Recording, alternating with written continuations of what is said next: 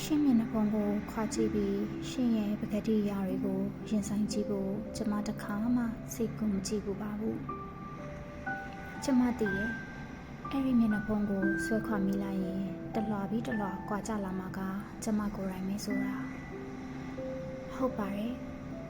ရှင်ပြောဖို့တလို့ကျမကပင်လေလိုပြလဲခြင်းနဲ့မတန်တရားတွေးနဲ့မိန်းမ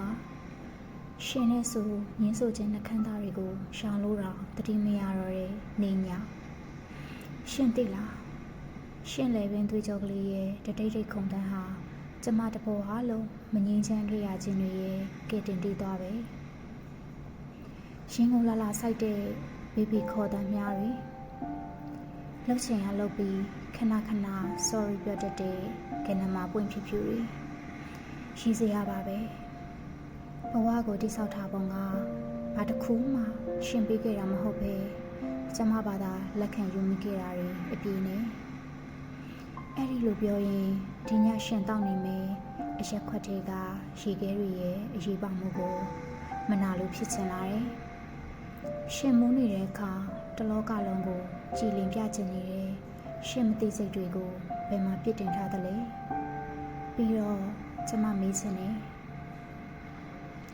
တခါလေးတော့ရှင်မကျင်နာဘူးလေကျမပခုံးဆုံးလေးစီအဲ့ဒီမသိစိတ်နဲ့ခိတ္တလေးပြဖြစ်လာနာလို့ရမရကျမဘဝကရှင်စိတ်ပြက်စီမယ်အဲ့ဒီလိုမိကုံမောင်16000နဲ့တိဆောက်ထားတဲ့ရှိစရာတသက်ပဲထင်ပါတယ်စွန့်ခွာခြင်းစရာအကြောင်းပြချက်တွေခက်လက်ဝေစာနေတဲ့တစ်ပင်ပဲထင်ပါတယ်ဟုတ်ပါတယ်ရှင်မှားခဲ့တာမရှိပါဘူး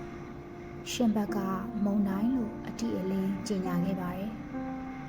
ခက်တာပဲရှင်ရဲ့တဘောဝလာနေတဲ့အဲ့ဒီအပျက်စီးတန်တွေကိုကျမစိတ်ထဲလှိုင်းငိမ့်ကလေးလိုပဲထင်နေတယ်ဂျူလစ်